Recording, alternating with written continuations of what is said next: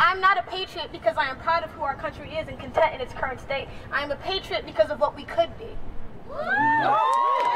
better say a word, come on. Go ahead now. The human capital that we gained from the sale of these people is still benefiting us. Like, Georgetown would have closed down without these people giving this kind of like unwilling sacrifice. And so I think as a student who goes here, like, I'm benefiting a lot from this education, so I owe it to these people and their descendants to kind of pay that back. We must acknowledge that Georgetown University participated in the institution of slavery.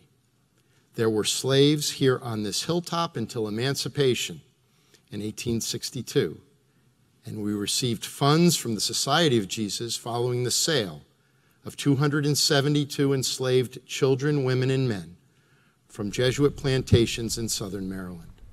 I think we have the opportunity today to make real national history, and if the Board of Trustees passes it afterward, we will be the first major institution to implement this type of reparative justice. And I hope that this is able to spark national dialogue, conversation, and see some real change made in other institutions as well. So I think as a university, we owe this to the families of the descendants of slaves that worked at Georgetown, and that the $27.20 to most of us isn't going to come close to making up all the trauma that we caused, but it can go some way in making a difference. I empathize with the costs, with the idea of paying reparations, but I don't think that it should be coming from the students. I think that the university is the one who made this mistake several years ago, and I think that the university is responsible for paying these reparations. I don't think that it's fair to force students to opt in. I feel that because the sale was done by the Society of Jesus and the Jesuits, that they should be the ones who are fronting this cost.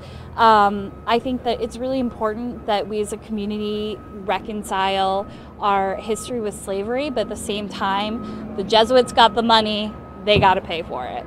I think being here, we're still complicit in the intergenerational effects of slavery.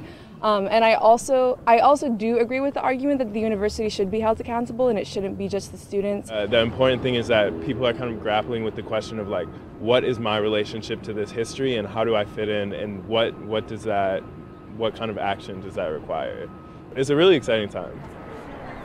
While there are many privileges I lack, I recognize that this referendum offers me the opportunity to acknowledge the 22 slaves. This referendum is not a punitive measure. This is not meant to reprimand the university or reprimand us. Our activism to the passage of this